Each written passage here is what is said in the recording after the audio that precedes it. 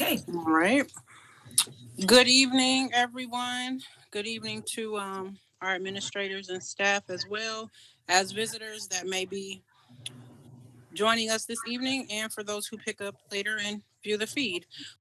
We want to call to order the regular meeting of the South Euclid-Lyndhurst Board of Education, today being December 15th, 2020. May we get a roll call, Mr. Hill? Mr. Bloomberg? Here. Ms. Falkenberg? Here. Mrs. Jones? Here. Ms. Lee? Here. Mrs. Ryan? Here. Thank you for that, Mr. Hill. May we join the Pledge of Allegiance? I pledge I pledge allegiance to the flag of the United States of America and to the republic for which it stands, one nation, under God, indivisible, with liberty and Justice for all. We'll get it one of these days all together. Everything I hear has that same issue, so it's fine. That's why I kept it on mute. We can go right into our liaison reports, item 2.1. Ms. Falkenberg, do we have a report tonight? Oh, help if I unmuted. Okay. Yes, we have two actually. One is the question, is it possible to outgrow ADHD? Which any parent with ADHD wonders about. And basically it came down to, this came out on November 13th by Cheryl McGuire, and it was in the Success, I'm not sure what the publication was, but she interviewed many different physicians, and basically they fall into two groups.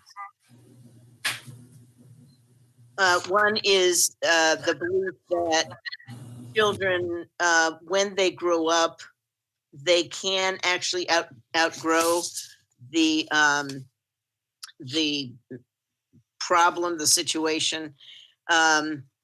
But the other group, and I think this is maybe the larger, feels that it is actually not something that is outgrown, but rather students learn to cope.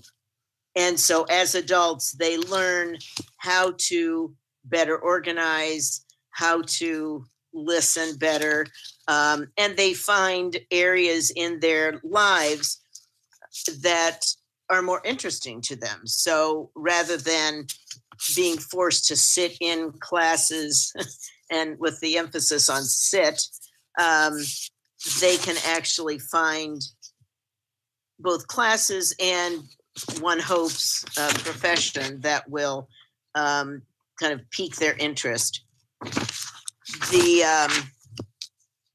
The last paragraph I thought was helpful.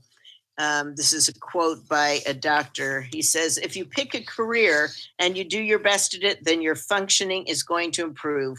What we tell people is that you want to pick a career that you are good at, that you enjoy, and someone will pay you to do it. So that's probably what all of us are trying for. At 70, almost 71, I think I've found it. And the second is state ed chiefs ponder coronavirus era assessment challenges.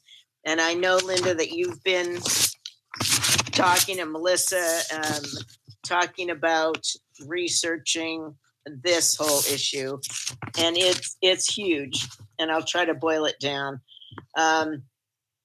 But there are those who believe, and the state level educators and national testing experts tended to agree that large scale summative assessments this school year are going to be different, but they still need to be administered. They agree that the collection of testing, the data that we receive, is vital to understanding gaps and disparities in educational services. And so schools are being advised by state education leaders to use formative and or informal, ongoing, mid-flexible and flexible, sorry, I highlighted, testing to help identify students' academic strengths and needs and to collect other accountability data points, such as attendance, to measure overall student well-being. So as I think teachers and administrators are looking at, and Linda, you've mentioned this several times, both the emotional, social aspects of a student's growth and learning, as well as what they're learning academically. And any, I think, good administrator, good educator is going to be using both end of course tests to see whether or not students are understanding and acquiring success in that course, but also the need for that formative assessment so that teachers can assess within a class period whether students are understanding and thus can change their format or their focus. So I don't know if that cleared anything up, but that was interesting to me, I thought. If I may comment real quick on that, because I think you've hit a very important topic, Ms. Falkenberg. One of the things we're working on, and I have written our local state senator there, is that, you know, we want to forego the state report card is coming out with, you know, with the grades and we really, as to the point of, because of all the gaps in learning and remote learning, some districts, some kids 5 days a week, and different things like that. One thing that we're looking at is, you know, foregoing the state test. However, what we keep hearing right now is they want us to continue to plan for taking the state test, just not sure how the results will be utilized. And that is troublesome to us that we still have to do that. I will continue to keep the board up to speed on that piece. You absolutely, the formative assessment is going to be more important now. What it means is those small little checkpoint assessments that teachers will utilize, because kids are going to be all over the place, and so you're going to be able to have to get that pulse and how do you measure the progress. And so the summatives, instead of waiting till the end of a unit, or so to speak, where we know that some kids would be set up for failure or not know where they're at, I think the formative assessment, those short cycle assessments that Ms. Falkman talks about, are going to be really important, especially coming off of, after COVID and coming back and things like that too. And that was actually a discussion I just had with Mr. Cable on Monday, as we talked about re-looking at our assessment cycles, because how we had it before is not something that we're going to be able to continue. We're going to have to add some layers, so to speak, with regards to that. So just a quick comment on that. Thank you. Thank you for that addition. Was that all, Ms. Falkenberg? Yes. Okay. Thank you so much for that report. Mr. Bloomberg, do we have a legislative report? Yes, we do. And I've got a little bit of a combination of some of November and what I have for December. So November, they were talking about legislators preparing the school funding plan during the lame duck session, and that work continues to go about. It has had like 9 hearings, and there's been all kinds of substitutes and all that sort of thing. But one of the things I wanted to share with you was a quote by one of our distinguished representatives as it relates to the importance of passing this legislation. I shudder to think what happens if we don't. There is currently no real school funding formula out there, nor for the last 23 years. Lerner also made the following remarks about the likelihood of the bill passing. Given the groundwork that's been laid here, I think it's possible that if we really work hard and are willing to put in some extra hours, then we can get this done in time. But it's a challenge. I'm not going to try to sugarcoat it. Thank you for that wisdom. Let's see. Mike DeWine signed Senate Bill 89. It's a bill that changes the student eligibility criteria for the educational choice. And there are two new criteria. First, the school building must be in the lowest 20% of buildings based upon the performance index rankings for the 17-18 and 18-19 school years. The second criteria is the school building is operated by a school district that has an enrollment of at least 20% Title I eligible students. Based upon those two factors, the number of eligible school buildings for performance-based vouchers for the 21-22 school year would be 473, which is a reduction from the 1,227 buildings that the eligibility list for the fiscal year 2024. The bill also increases the poverty threshold from 200 to 250% of the income-based voucher program eligibility. Let's see what else. In November, some recently introduced legislation, House Bill 767, to modify compulsory school absence law to specify that chronic medical conditions that are acknowledged in a child's IEP or 504 plan shall be considered a medical excuse for purposes of absence intervention requirements, prohibits a school from requiring additional requirements than what is specified in the child's IEP or 504 plan. Let's see, we've got a couple of more items.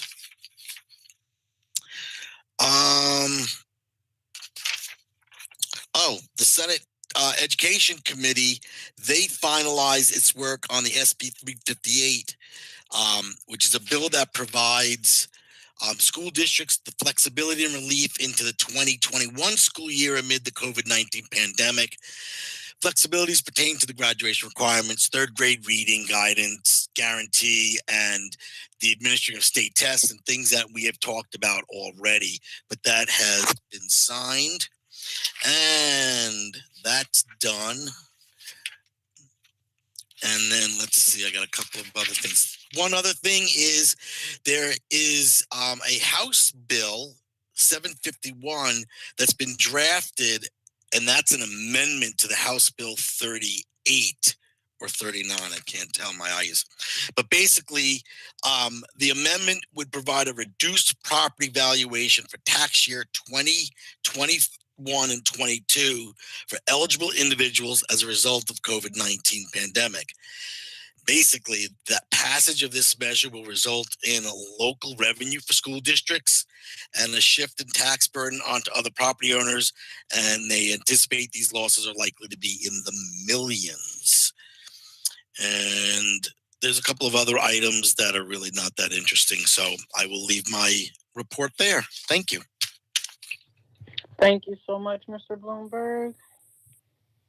We can go right into superintendent's report. Well, good evening, everybody. This evening, I have turned over my superintendent's report to Mr. Cable. He'll be talking about two items. The first, we are approaching the second semester, and Mr. Cable is going to go over some things with regards to next steps. And this Friday, we have students are not in session, but we have a training day for our teachers. They have asked for more technology. I'd like for him to share with the board and anybody in the public that's listening. It's a pretty impressive day planned and a very collaborative one. So it gives, it'll give a really nice snapshot of how we're improving with delivering our online instruction. And also it's going to show you the versatility of our teaching staff as well as our administrators. So what, Mr. Cable, would it be helpful if I stop presenting and then you have a PowerPoint or something? Would that be correct? Yes, Dr. Reed, that'd be perfect. As I thought, okay. Let me stop here and I'm gonna mute and take it away.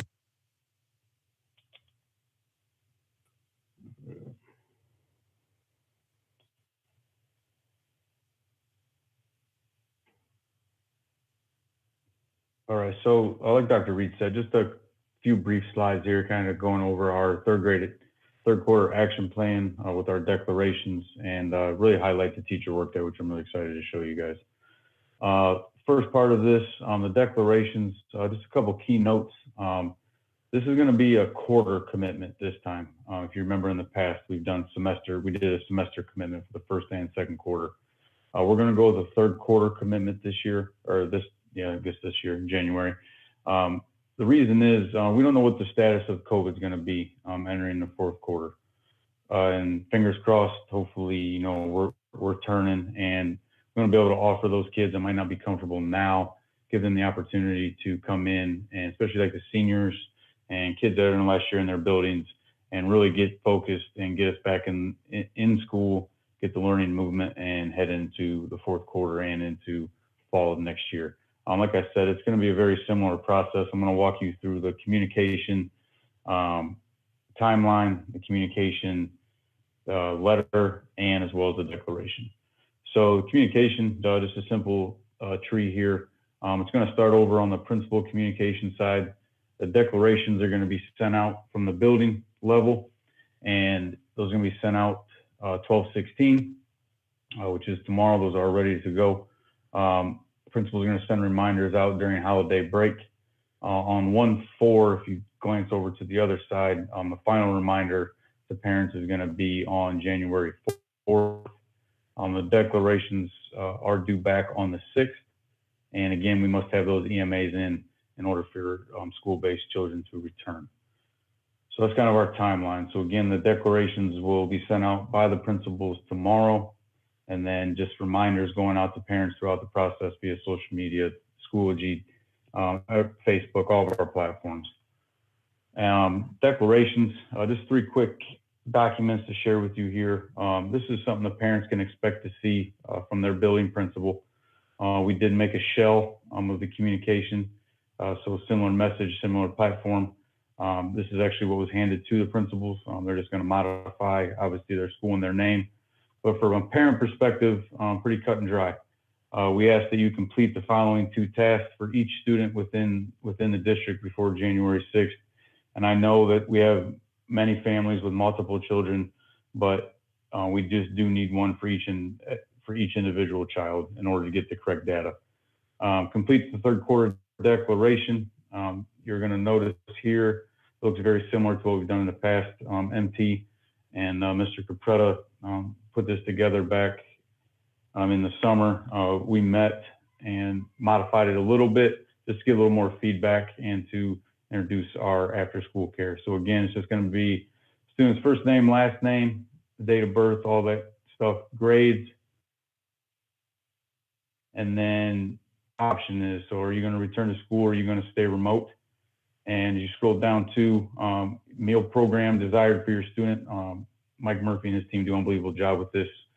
Kudos. We'll continue to feed our kids in every avenue and offer all those opportunities. And also indicated first and last name. And also we put this one in, thought this was a good idea, MT. How can we improve your family's learning experience? So give us that real life feedback. And that's critical as we go in, because we do have a little time. Our quarter ends at the end of January. So, and the last link here that's on there, it's also on the letter for the parents, is if you do declare school-based, those EMAs are critical to us. So update your student's emergency medical authorization regardless. We did note here, MT noted, if you already updated your student's information in the first quarter in preparation, you don't have to do it again. But again, if you just click here as a parent in the email that you receive, it will take you right to the registration gateway and you can keep that moving. Scheduling, it's all going to be based off numbers, so I don't have a lot of information for you tonight. We are going to try and keep the school-based and remote teachers only in the elementaries and the same.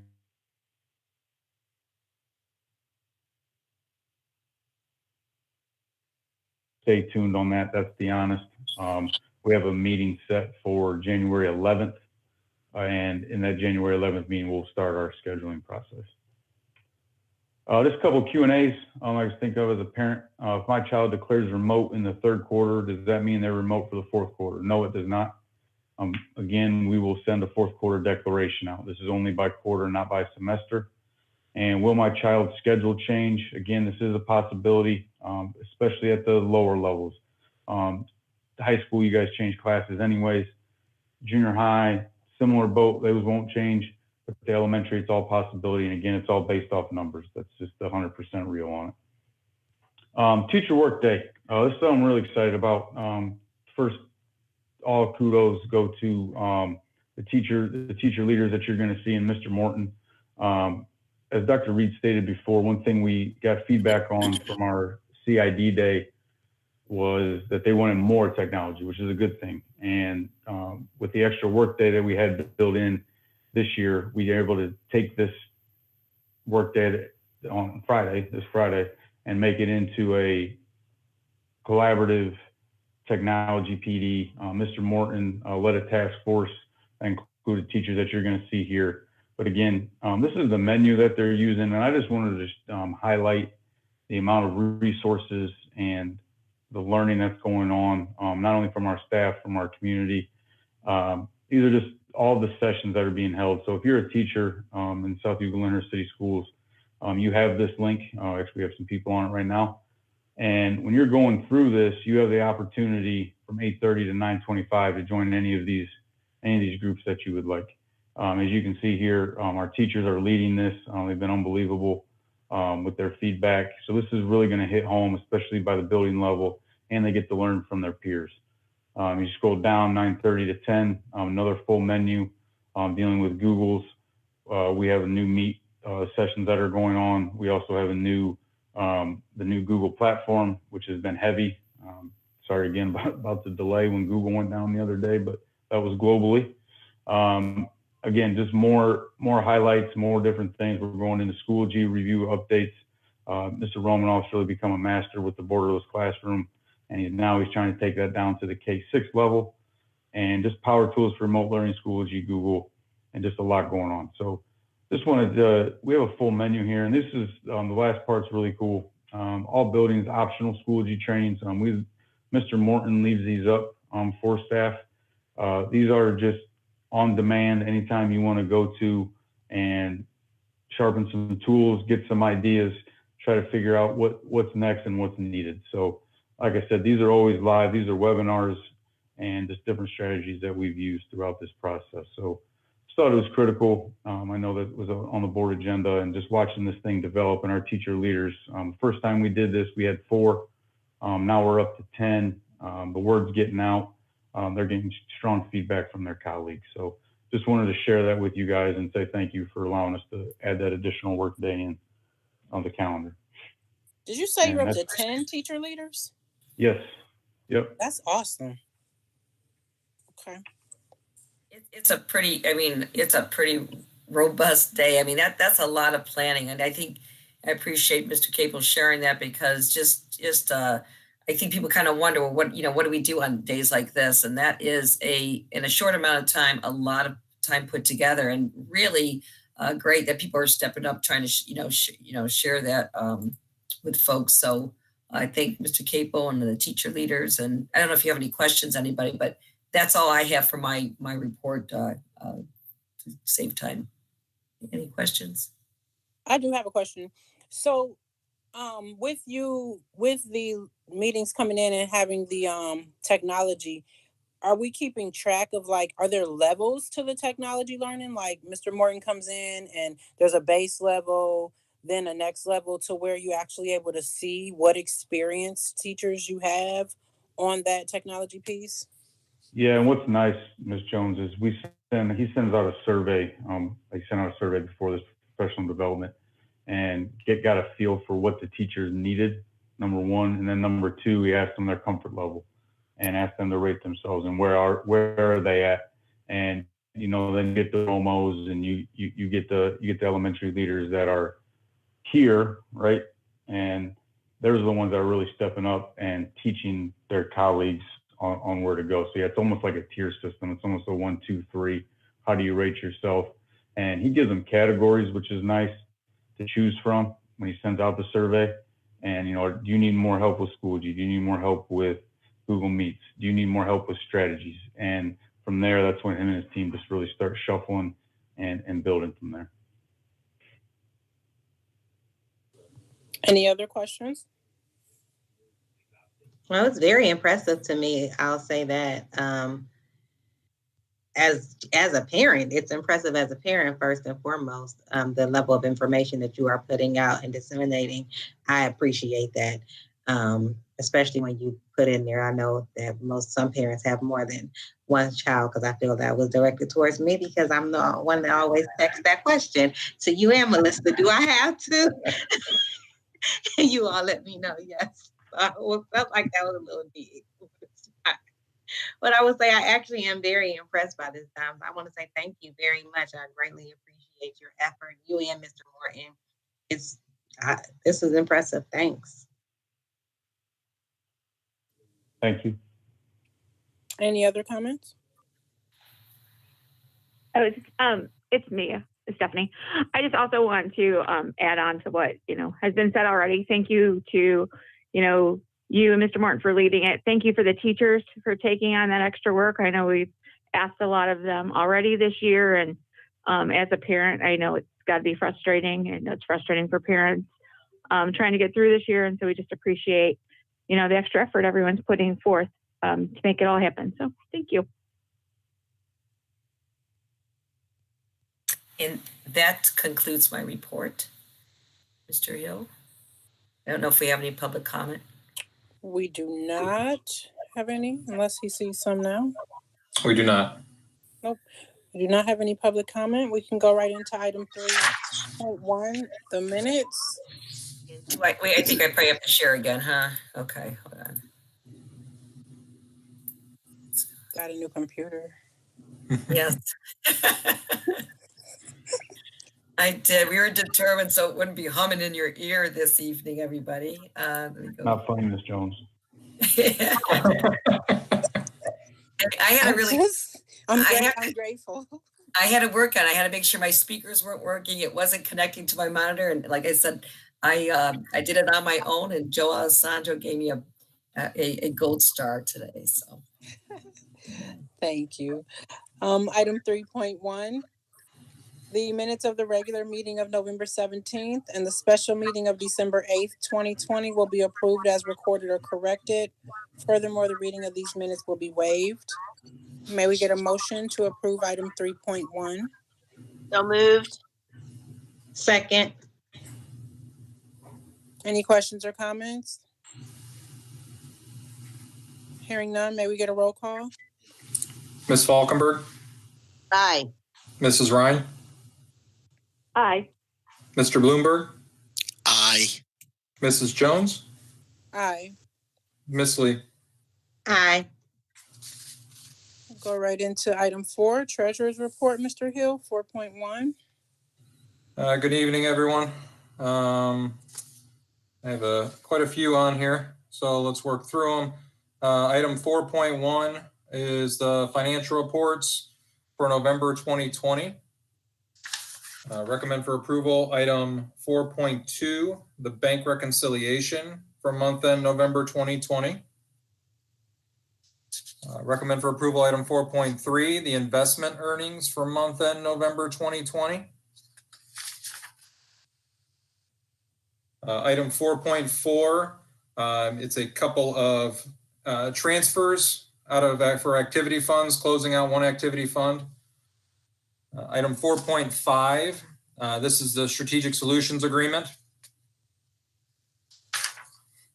Item 4.6, approving the fund creation of Fund 499-9121 and 499-9122.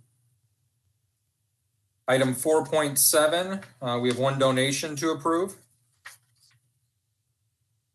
And item 4.8, this is a transfer of funds for the current fiscal year for non-public auxiliary funds. And then item 4.9, recommend for approval items 4.1 through 4.8. May we get a motion to approve items 4.1 through 4.8? So moved. Second. Second. Was that Ms. Falkenberg? Yeah. Any questions or comments? Hearing none, may we get a roll call? Mr. Bloomberg, Aye. Ms. Falkenberg, Aye. Mrs. Jones, Aye. Ms. Lee, Aye. Mrs. Ryan. Aye. Going into item 5, superintendent's items. Okay, 5.1. Recommend to Board of Education the recommend to Board of Education under certified personnel the following appointments you will see here. What I'd like to make note of, when you have a few of the appointments, you see this funding source Title I, those are our federal dollars. So all of our tutors, with the exception of Sunview, any of them at Sunview come through our federal dollars. Those are non-general fund money. Amanda Morris, if their name is not familiar to you, she will be filling the position of Coordinator of Exceptional Students and Educational Initiatives. She has been a school psychologist at Greenview for the last few years, maybe 4 or 5, maybe long, I lose track. So that also see that you it made an opening with regards to the Greenview school psychologist there that we will be hiring this evening. So we're really happy to have Amanda move into the leadership role. And then again, we have a resignation. You can see the domino effect there of Ms. Morris resigning from her job as school psychologist to be appointed the coordinator, and then a paid leave of absence. Those are all the items for 5.1 under certified personnel. May we get a motion to approve item 5.1? So moved. Second. Any questions or comments? Hearing none, may we get a roll call? Ms. Lee, Aye. Ms. Falkenberg, Aye. Mr. Bloomberg, Aye. Mrs. Jones, Aye. Mrs. Ryan. Aye. Give me a moment here, it's moving a little bit slow. Recommend to the Board of Education the following personnel items for classified staff. We have unpaid leave of absence. We do memorialize our changes in assignment when people are assigned to a new position. Paid leave of absence and unpaid leave of absence. And that is it for items 6.1 for personnel classified staff.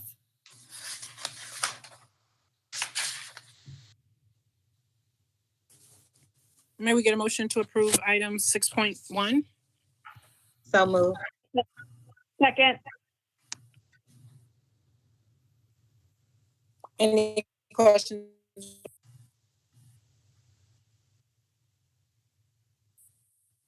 Hearing none, may we get a roll call? Ms. Lee, Aye. Mrs. Ryan, Aye. Mr. Bloomberg, Aye. Ms. Falkenberg, Aye. Mrs. Jones. Aye. Under supplemental contracts, we recommend to the Board of Education to approve the following supplemental contract. We have one here, freshman boys basketball, and that is it for item 7.1. May we get a motion to approve item 7.1? So moved. So moved. Sorry. Second. Any questions or comments? Yes, is that a new, Malcolm, is he a new coach? Or was he here last year? You know, Mr. Miller would probably be able to answer that a little bit better. Yes, Malcolm is a new coach with us this year. He was just recently hired, I think right before Thanksgiving, between Thanksgiving and the last board meeting we had. So yes, he is new to us this year. Okay, thank you. Thank you, Mr. Miller. Any other questions or comments? Hearing none, may we get a roll call? Ms. Lee, Aye. Ms. Falkenberg, Aye. Mr. Bloomberg, Aye. Mrs. Jones, Aye. Mrs. Ryan. Aye. Under 8.1, Superintendent item, a resolution. As you may recall, there was a earlier resolution or legislation passed in the spring that allowed public entities such as boards of education, city councils to conduct their meetings virtually. An extension has allowed those public entities to do that. I believe it's through obviously through the end of this school year. It will give boards of education the option to continue. So a new resolution has to be passed in order for the SEL Board of Education, if they want to take advantage of that opportunity to continue to conduct their meetings virtually. So there is a resolution, recommended resolution on this evening's board agenda. May we get a motion to approve item 8.1? So So moved.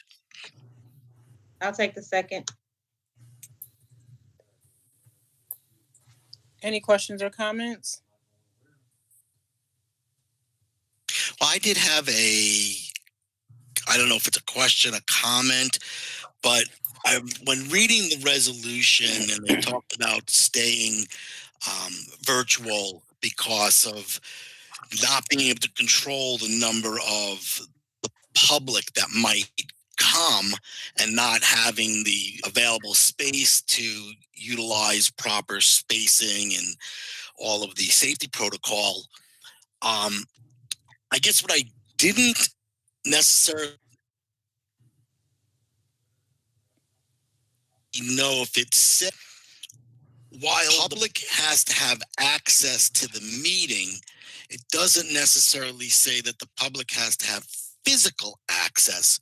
So couldn't we, and I'm not advocating for us right now in the height of the pandemic. Hold on one couldn't second, we- Hill, just 1 minute. Mr. Hill, just so you can note, we lost Miss Falkenberg, Okay, I got it. 6:45. I'm sorry, Neil, go ahead. That's okay. If we were to meet in person, but not allow the public to come in person, but still have it streamed live, they would be able to still have access to the meeting and still have the same ability to participate as we allow them to right now. So I wasn't sure about that. If anyone, I can got probably anything from yes, that? yeah. I mean, certainly that would give us the flexibility. I mean, you know what I mean? That is a concern now, not being able to control a crowd and having all those, for the health and safety. But Mr. Bloomberg, yeah, nothing is to stop us to say that things lighten up a little bit and we're able to go into the auditorium and spread out and do the 6 feet of social distancing and other safety protocols that we have in our district. One of we could live stream. I mean, that still could be done to your point. One of the things that might be a challenge and we'd have to revisit is when we have everybody in the same room together, that face mask, we have a face covering policy, must be worn.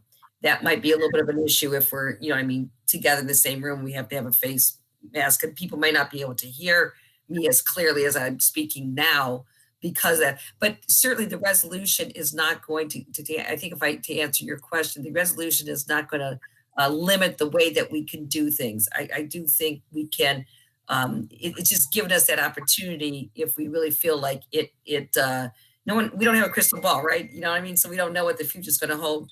We might say by April, we really think we're able to conduct our meetings safely and we can, have a gradual release of how we do that. So I don't think this will limit us to other options we want to explore 2 or 3 months from now down the road. Hopefully. So is it fair to Thank say you. that the ordinance allows the flexibility of extending virtual meetings to this time frame, but we can come together sooner if we choose? Yes, they're allowing us an extension of you gotta remember the first one for those listening, it was going to end in December. And Yes, so just for what the record, Catherine is back. She's here Okay. via phone now and not video. Okay. And so what they're saying is we realize that COVID is still present, so we're going to extend it for this school year. However, it's not mandating that we have to continue down in this platform for the rest of the school year. Okay. Point. Yeah. Any other questions? Hearing none, may we get a roll call? Mr. Bloomberg, Aye. Ms. Lee, Aye. Mrs. Falkenberg,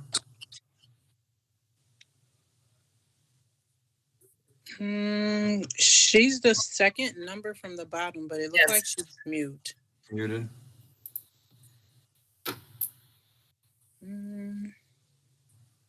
Hold on, let me see if maybe you can, if I can send them.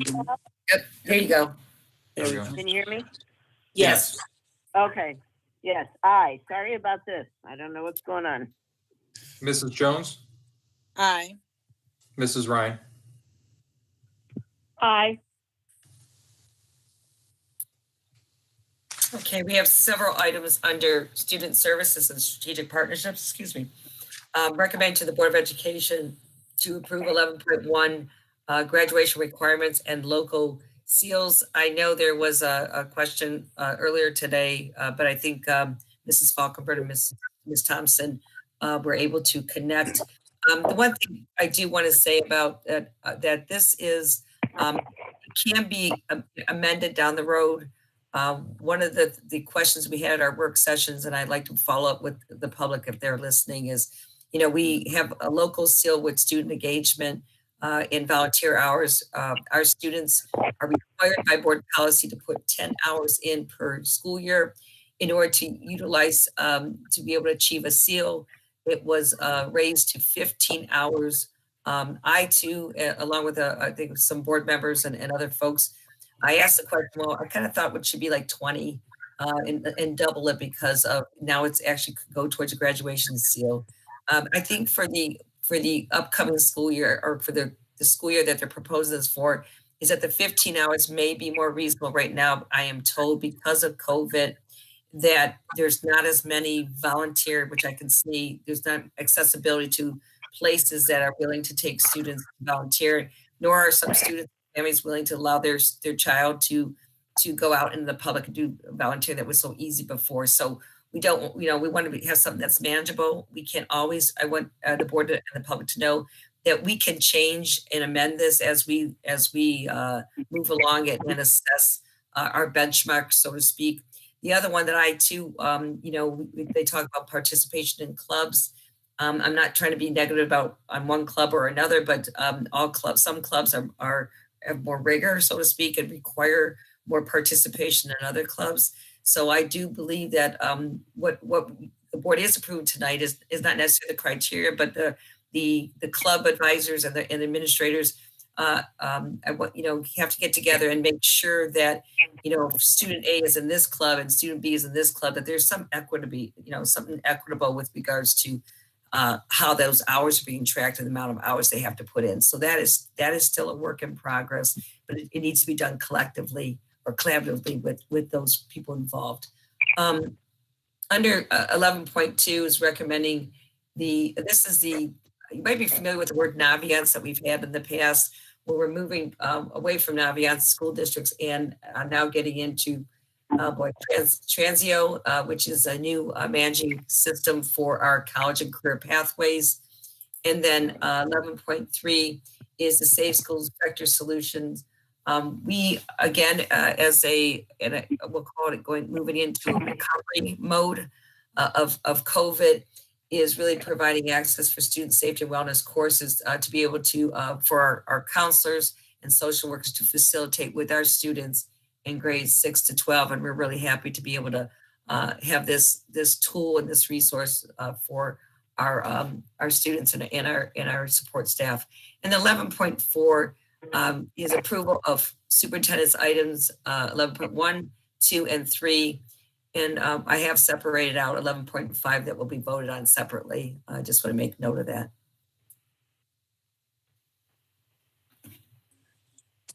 All right, can we get a motion to approve items 11.1 through 11.5? Oh, it's 11.4. Yeah. Say that again. 11.3. 11.5 is a separate vote. It's a I'm separate sorry. vote. I see it Yeah. now. 11.1 through. May we get a motion? So moved, Catherine. Second. I'd like to ask that we separate 11.1 from 11.2 through 4 for purpose of voting. Can Mr. you Hill, elaborate for me, just for record keeping purposes? Hey, good boy. So pull out 11.2 for a separate vote. no, I think if I heard 11.1 for a separate vote, and then 11, 2, and 3 together. That would be yes. Okay. Yes. Can we get a motion to approve 11.1? So moved. Second, Catherine. Any questions or comments?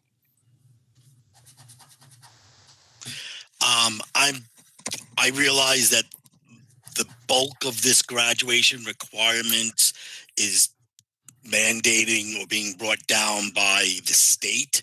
So we really don't have much control over it other than the local aspect of it. And while it's going to be implemented, I can't support this. I think it's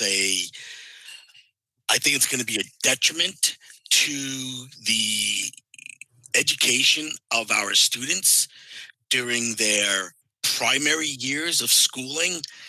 And I just think it's completely contrary to the purpose of primary and secondary education. I don't disagree with some of the other components, but for the way this thing is written, where a student could essentially have nothing to do with academics and still have a high school diploma, to me, it's like we're going to be setting out a bunch of illiterates, and I'm disappointed, quite frankly, in our state.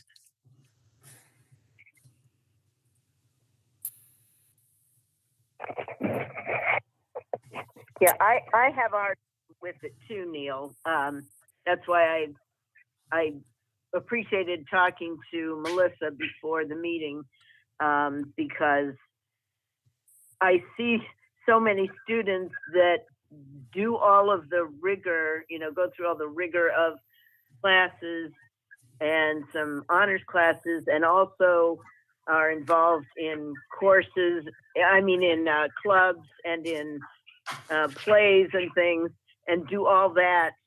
And then someone can get, can graduate with just one of those Ohio Seals, and then doing 5 extra hours of a year of service. Sorry. I think it comes down to the fact that this is what the state is mandating, and I think I understand that we are in a different situation now, but it's not just for this year. It's from now until they've decided they need to change it. Yeah. Miss Thompson, I know that you've spent a lot of time on it. I don't know if there's any closure or clarity of again, what was presented to school districts. And I think as Mr. Bloomer and Ms. Falkenberg say, we have a legislation. This is, the parameters come out from the Ohio Department of Education, and local school districts are making sense of it, and whether we agree with what those are or not. But I know, Ms. Thompson, you spent a lot of time with the guidance counselors and the administration. I don't know if there's anything that you wanted to add.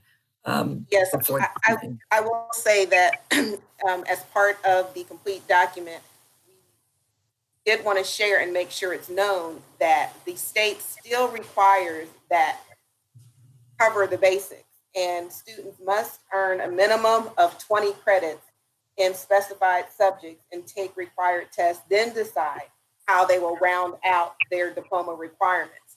So the fact still remains that there is still the requirement of completing a minimum of 20 course credits. And so that is still a requirement from the academic standpoint. It's not being removed or otherwise not expected of students to complete their high school program. However, the state is recognizing a variety of different pathways for rounding out, as they're calling it, a student's experience, that college and career readiness that the state is wanting to achieve. So I do want to make sure that that is known, reiterated, that the basics are still required. I appreciate that, Melissa. And I know we're in the middle of a vote, but I wanted to ask this question, and I guess it can be justified through the comment piece. When I look at this and I read through some of the ODE information, and you can correct me if I'm wrong, Ms. Thompson and Dr. Reed, I feel like some of these guidelines are coming out in the reactionary measures of what school is going to look like and the effects of school after this pandemic. Is it fair for me to believe that? I will say that this has been in play prior to that time in terms of showing you're ready. It really is recognizing when you look at the skills that are Ohio designed skills, they are, again, wanting well-rounded students, recognizing that not every student is college bound. However, they need to be career ready and career bound. So when you look at the Ohio Means Jobs Readiness Seal, the industry recognized credential, of course, college ready, but military, just to name a few of those, technology, there is this expectation that students, while may not, they may not go to a 4-year, institution, that they are still ready to be gainfully employed with a commitment for career and not just employment, but that they are having the skills, the soft skills, interpersonal communication skills and work ethic and teamwork skills to be able to secure and sustain meaningful employment. Okay. Would it be fair to say that it is paralleling themselves against the process where we rolled out, we don't market to every kid to go to college and put them into the college office with the guidance counselor, and we've acknowledged like the career readiness, the Excel Tech programs, how we bring in exercise science? Yes, that would be one thing. I can give you just an example this year with Eddie Hall, our college and career pathways coordinator, in spending time with students, even we have, traditional college fairs that are the 4-year colleges. But last year in particular, he invited some of the technical colleges, some of the 2-year programs, some of the certificate programs, so that students that perhaps were on that path, perhaps they also go to Excel Tech or not at all involved, but want to further their education in a way that's meaningful for them. So we're really trying to look at multiple pathways for students to achieve success and not feel, frustrated or feel like because a 4-year is not their vision that they can still have much success and equal success in wherever they go, whatever they do. And I think that what the spirit of this, I believe, is to recognize and appreciate that every young person has something to offer, and it's a matter of us identifying, and that is incumbent upon us to identify how best to help them find their best career path and goal, whatever that pathway might be. Okay. And with that being said, I will say I do understand that, because I think it was just a few years ago where we started changing the terms that we use: college ready, career ready, or industry ready. We started utilizing those terms. So I can understand that and I get that alignment. And then finally, what I want to say is, just as a board, and I'm not knocking anybody's decision to not have a personal opinion, so please don't feel that way, but I want us to be careful. And I think as board members across the nation, we have to be very careful on the degree in which our personal preferences on the value of education weigh, because we also don't want to allow our personal preference of how we rank and value education as far as the 4-year degree to look down upon somebody else who might have these seals and obtain them in that manner. So I want us to make sure that we are being careful. And I do want it to be known that our job as board members is to think of the whole child, the entire gamut of the public education, even if that means other avenues. So I just want to leave that with us as well. Cassandra, Ms. Jones, can I add something? Yes, ma'am. Are you done? I just also want to reiterate, and I want to thank Melissa and everyone involved for their time in this and for offering it, because I get that what was presented was confusing. These things have continued to change. The state continues to change how they expect us to rank students. But as Ms. Jones eloquently spoke earlier, we absolutely, for many, many years, have defined success of a student as going on to college and being prepared to go to college. These alternative pathways allow us to recognize that every student may not be cut out for college. There's a lot of kids that go to college and find out that's not their place. And we need to support them in that and let them find their success wherever that may be and however it may be. And because they're not interested in going to college doesn't mean that they're less of a person, nor less educated, nor less able to be part of the community. And so I applaud us for giving kids options and not, making them feel bad about their choices. Go ahead. I'm sorry, Stephanie. Speaking for myself, I do not mean to imply, nor have I ever, that a student who doesn't go to college is not successful. I've known a lot of students who have chosen not to go to college. And in fact, I have encouraged a lot of students, to try another pathway, at least first, until they really found something, if they wanted to study further. That I don't think I can't speak for Neil, but that's not my concern with this. My concern was just that we still encourage students to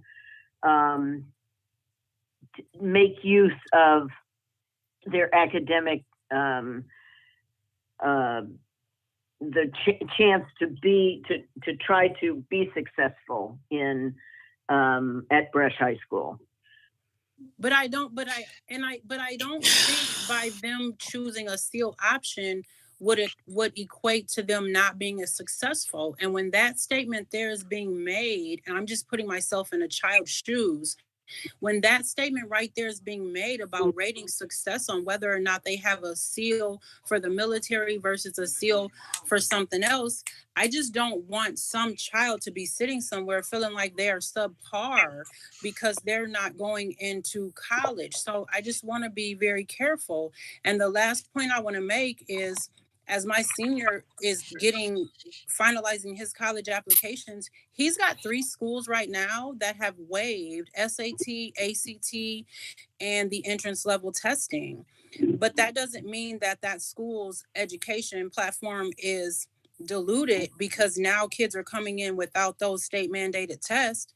I just look at application, I'm considering enrolling in the master's program because I don't have to take any GRE or entrance exams because I just don't feel like it right now. So I think we have to be very careful. And then the final piece is, granted, this measure isn't politically intertwined with the pandemic, but the other thought that it makes me think is we're in 2020 now. When I think about how many student families have lost their jobs, there's going to be a lot of families that go into 21 and 22 that aren't going to be able to even afford to go to college. And I know the historic pattern is when your parents make a certain income, Pell Grants are there for you. But I'm afraid to see what the Pell Grant pot is going to look like in 21, 22, and 23. Just like they're waiving the requirements to get into colleges and the testing requirements, I think this pot of money that we're used to seeing here as a Pell Grant and scholarships are going to diminish as well. My kid alone came home from college and his school had to issue out refunds to families because the kids were coming home now. And then simultaneously, I get a letter this week that indicates they're increasing tuition a couple percentages. And unfortunately, the increase in tuition is more than what they refunded him to come home. How did this conversation turn into college? Under no comment. Because I'm not finished. I'm not finished. No, don't cut me off. I So apologize. the only point that I'm making is we just have to be very careful of aligning our personal feeling on the depth of the meaning of education when we are dealing with some of these mandates that are coming. That's the only point I want to make. Because, Neil, you made the statement that the kids were going to come out of the district uneducated. And that's an unfair statement to make because that is not at all what Melissa and her team has set into place by doing these pathways. It means that everyone has an opportunity to graduate from high school after passing classes. And if they need to take a different way in order to pass brush, there are other options available that have been set forth by the state. That is what kind of triggered me, was that statement that you made. Well, thank you for dressing me down, Stephanie. I appreciate that. First of all, not once did I ever tie the high school diploma and college. An entire generation, not these students, but an entire generation of students were sent off to college and failed because they never should have been there in the first place. And why? Because the public education decided at some point that going into the trades was second-class work. So you had an entire generation of people that avoided going into the trades, which is a very admirable thing to do, and should have been where they should have gone and never did. Now they're starting to see those things change, and that's where the whole XL Tech thing. But the point is, I think that the diploma should have a stronger academic, and the school needs to do a better job at helping to direct those students into whether they want to go on a direct career or go to college. But under no circumstance did I ever say that this has anything to do with to prepare a student so they can go to college, because I do not think college is right for everybody. And I think there are too many students. I'm not done. I think there are too many students that go that route because they believe that's what the society expects from them. And I don't. But that's what the SEAL option is allowing. That is allowing the exact statement that you're saying now to occur. When I read through the entire program, to me, it sounded like a watered down version of how you can graduate from high school. And I just don't agree with that. But we have to remember that it does still, brush course requirements are still necessary. Students can still pass classes and pass state assessment. Cassandra, you can feel how you do, and I feel how I do. And you can't say that you can't bring your opinion into this because, quite frankly, other than our educators, none of the board members are experts in the arena of education and what is best for students. We So are yes, not. we You're do right. bring our own opinions into things. But your job as a board member is to evaluate the educational policies and procedures as a whole.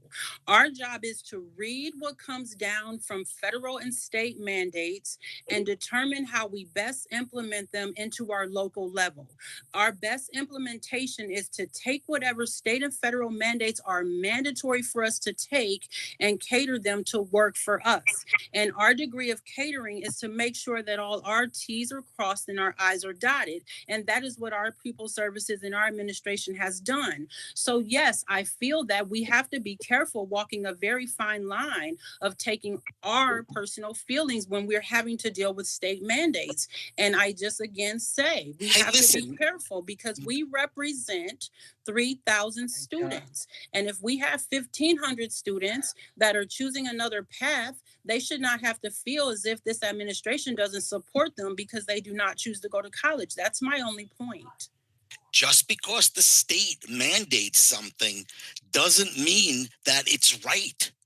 It doesn't. But if four people vote no right now, we will still be forced to take this process. That is right, but I will be on record for not supporting the mandate by the state.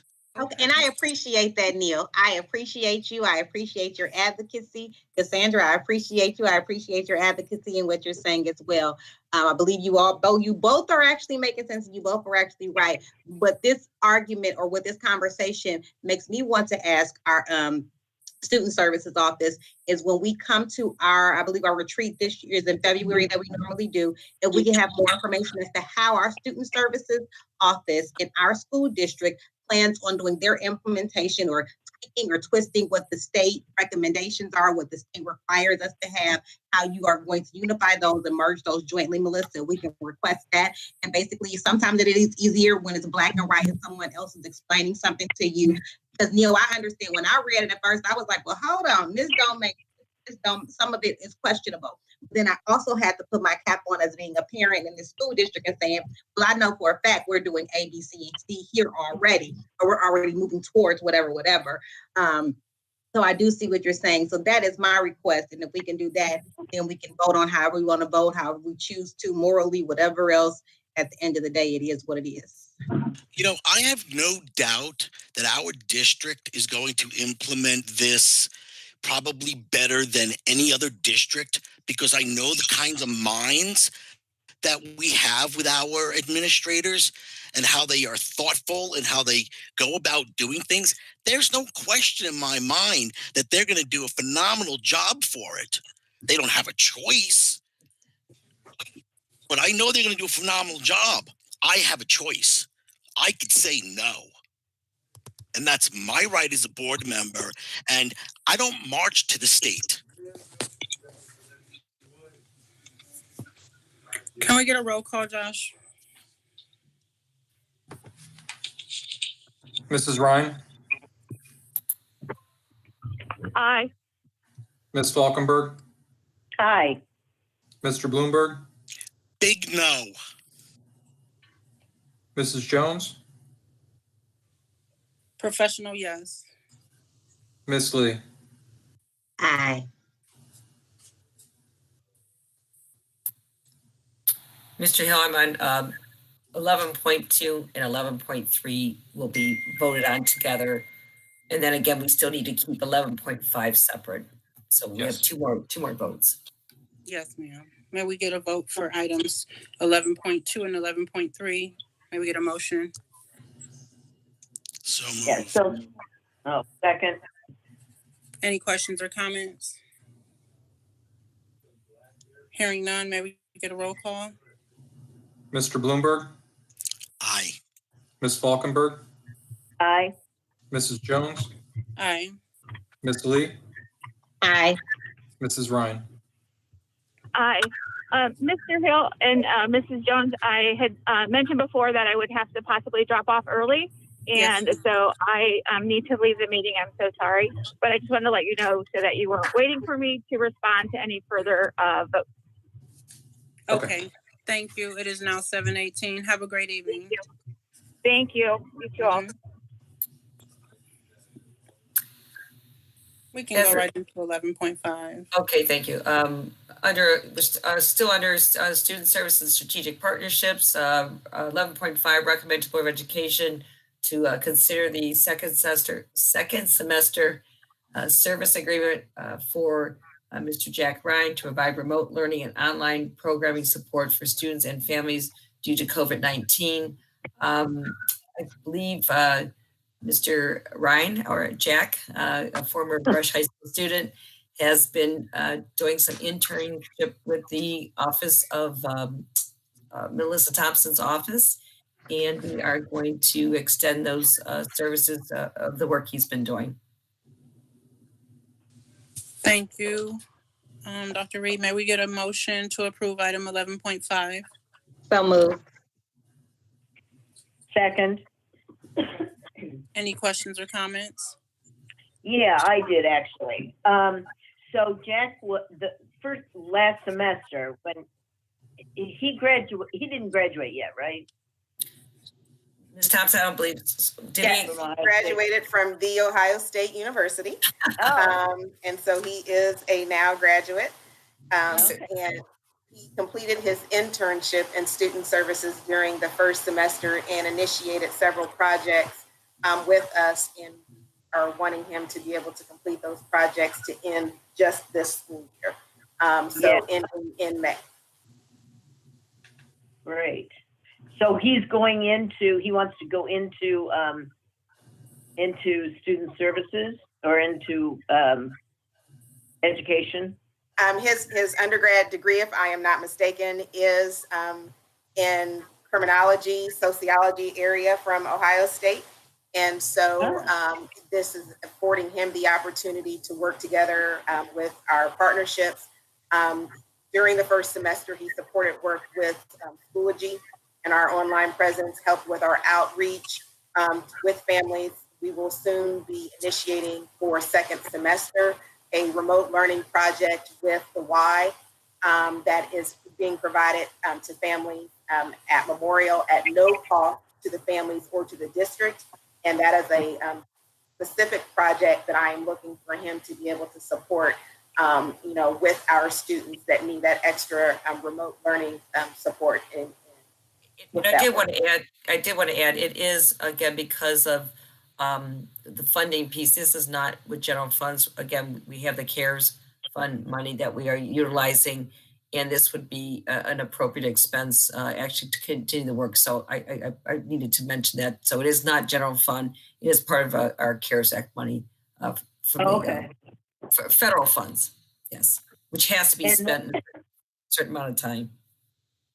I'm sorry. So this is specifically, we need his services. And I think Jack's a great kid. I had him senior year. But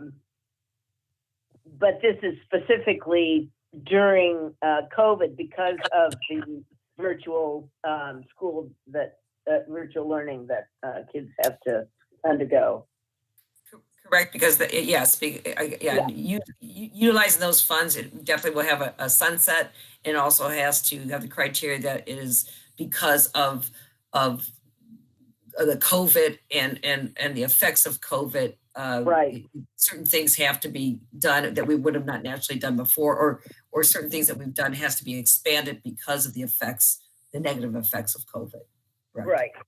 Okay. And if I may, he's also supporting, we have, as part of our work with the Alcohol, Drug, and Addiction Mental Health Services Board of Cuyahoga County, that is a partnership that's also one of those state things where we had to identify an Adams partner to work with, and our partner is with New Directions.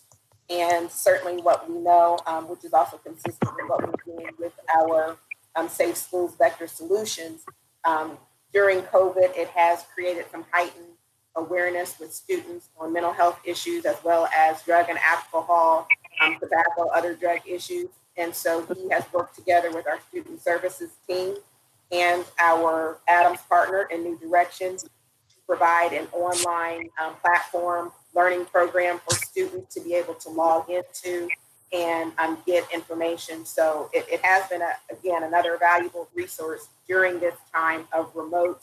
And as Dr. Reed has indicated, hence the ability to use those COVID funds to be able to support this effort from January until May. Great. Thank you.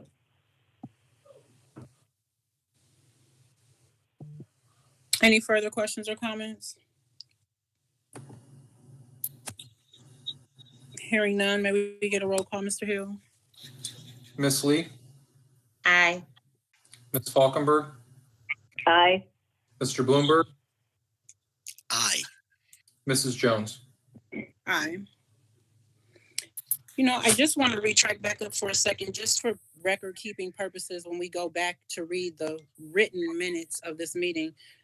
Dr. Reed, I don't think we even made that notation, but there were no business agenda items for section 9, and there were no academic. I must have glossed right over that. Surprisingly enough, we have no business items tonight, and actually no academics, technology, and innovation items, which is kind of unusual. But I probably just glossed right over that and got right to business there. So I'm like, we do know how to count. We don't go from 8 to 11. Yeah. We can go right into item 12. There are no special education. And you're seeing it for real. There were no. I had to ask that question too. Did we forget to put something on the agenda? But it was quiet in those areas, and so that completes my superintendent items for this evening. Thank you so much. Right into item 13, Board of Education 13.1. Is there any information that the board needs to present?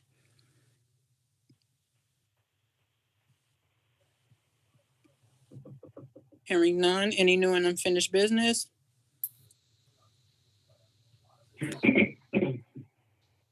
Hearing none. We're going to item 13.3, board policy, first reading.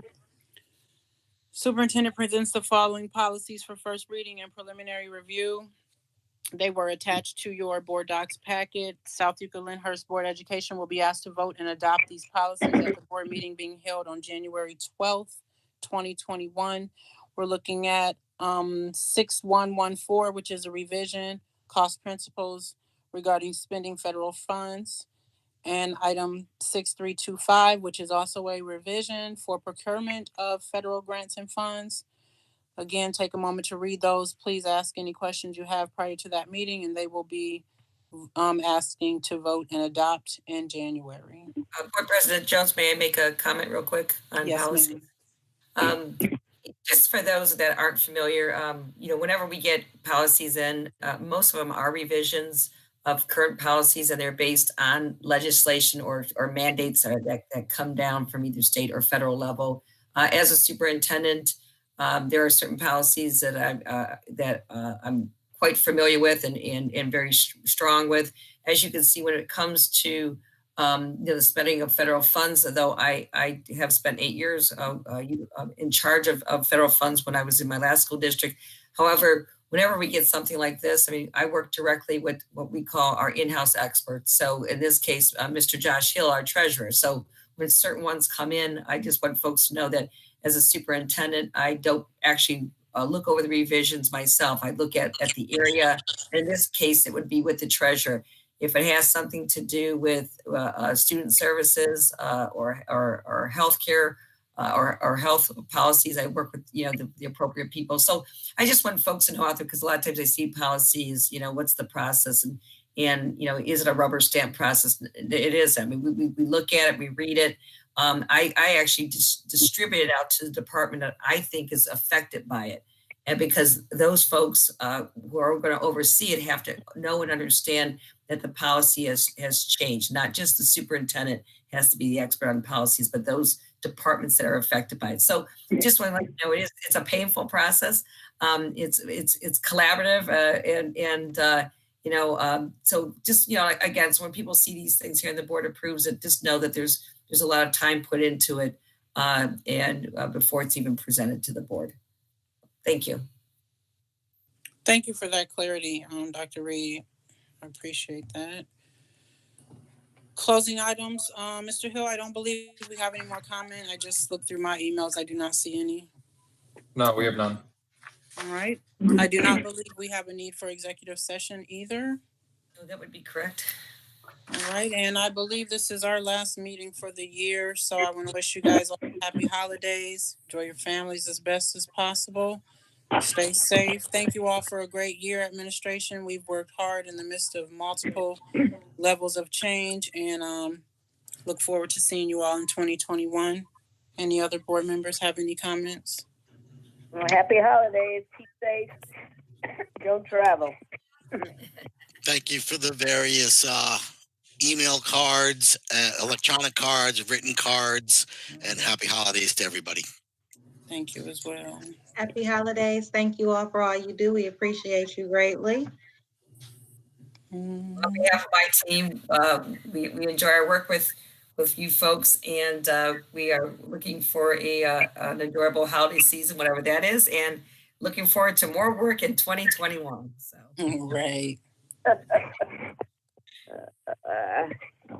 All right. Well, I will be in touch with the board in the next couple of weeks just to kind of lay some preliminary stuff in place to get ready for the meeting, the organizational meeting. We are set for Tuesday, January 11th at 6 p.m. for that organizational meeting, and then the regular meeting shortly to follow. So I'll be in touch with you guys in the next couple of days to kind of lay out some framework for how we're going to move forward next year. It's the 12th, Cassandra, not the 11th. My paper from Mr. Hill says January 11th. January 11th is a Monday. January 12th is a Tuesday. So, okay, we will fix that. It is the 12th. Thank you very much. I didn't even catch that. Sorry, Josh. My fault. I apologize. On the last week's meeting, there was mention that there was a copy of the meeting dates for 21. Mm-hmm. I never got anything, so if you I could can just forward you the email. Yeah, I can resend it. Just so I can make sure I It have came the right from dates. Mr. Hill, so I can forward it if that's easier for you, so he doesn't have to send it through the server. I know sometimes your email is wonky with that. Yeah, it doesn't matter to me who Yeah, I can sends forward it. it. Thank you. You're welcome. All right. Hearing nothing else, it is 7:30. May we get a motion to adjourn? So moved. Second. So move second. All right. We are adjourned. Have a great evening, everybody. Thank you. Neil, I emailed it to you. Sorry. Aye. Aye. We're all ayes. All right. I think I got all the ayes. May I stop streaming, Mr. Hill? You're good. Yes, ma'am. Sure.